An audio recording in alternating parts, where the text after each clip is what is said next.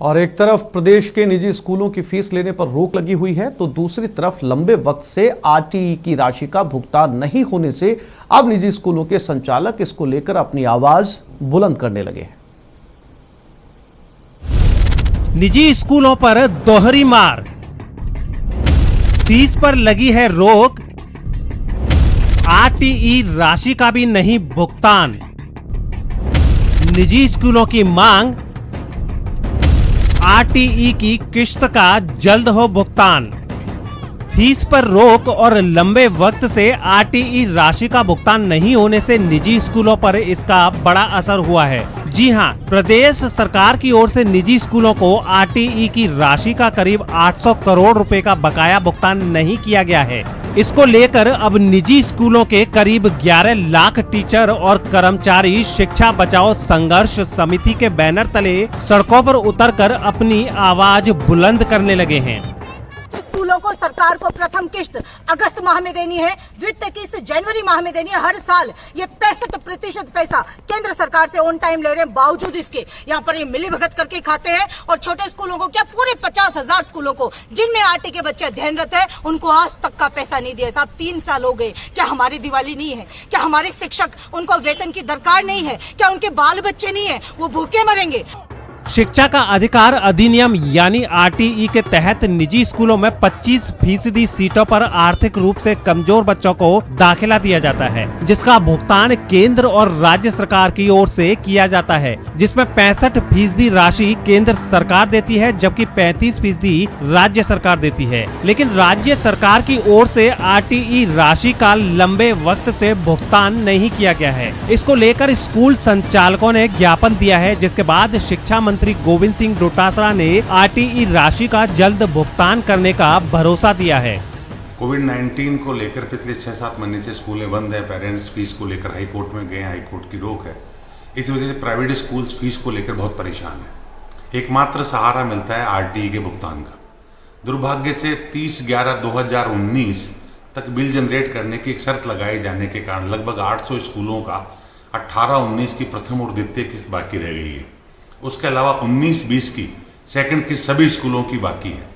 हमने इसको लेकर इस राज्य भर के स्कूलों ने ज्ञापन दिया और इस पर कल शिक्षा मंत्री जी ने हमारे एक प्रतिनिधिमंडल को बुलाया, सारी बातचीत की और उन्होंने पूरे मैटर को समझा और उन्होंने शीघ्र ही भुगतान करने का आश्वासन दिलाया। आइए अब आपको बताते हैं पूरे प्रदेश के निजी स्कूलों को प्रदेश सरकार की ओर से कब से आरटीई राशि का भुगतान नहीं किया गया, कितनी राशि बकाया है।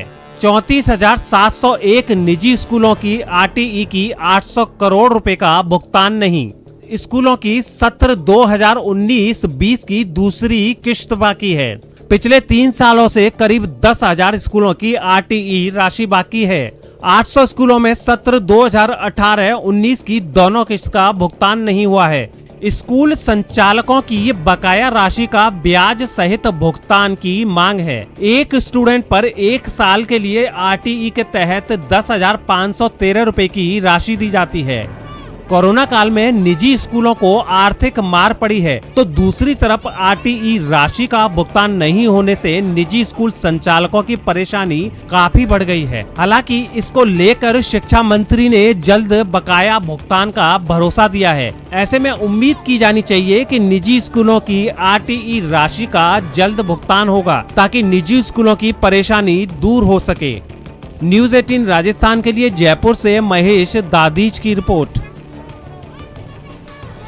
और सीधा रुख करते हैं कोटा की तरफ। कोटा के अंदर मंत्री धारीवाल का आज फिर से रोड शो है। निगम चुनाव के पहले चरण में आखिरी दिन आखिरी लड़ाई। पिछले 2 दिनों से लगातार शांति धारीवाल यहां पर रोड शो कर रहे हैं। सीधी लाइव तस्वीरें कोटा से।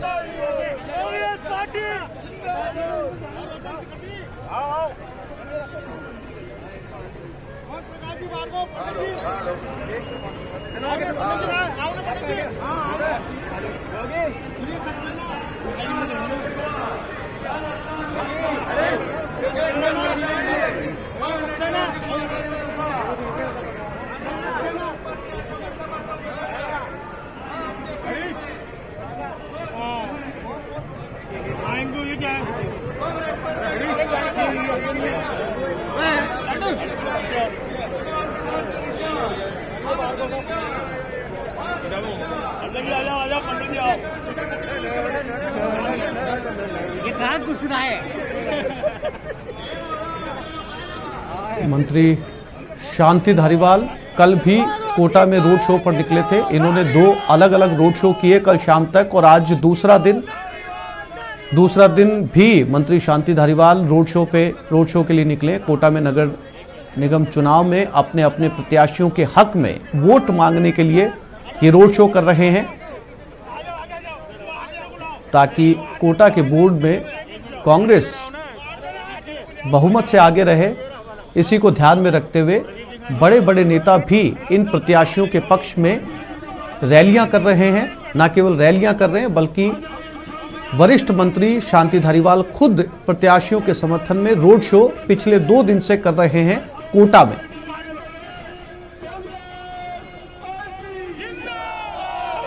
हालांकि इस समय कोरोना काल है और कोविड-19 के अंदर सोशल डिस्टेंसिंग बहुत जरूरी है, लेकिन इस तरह की रैलियों और रोड शो के अंदर सोशल डिस्टेंसिंग 0 देखी जा सकती है।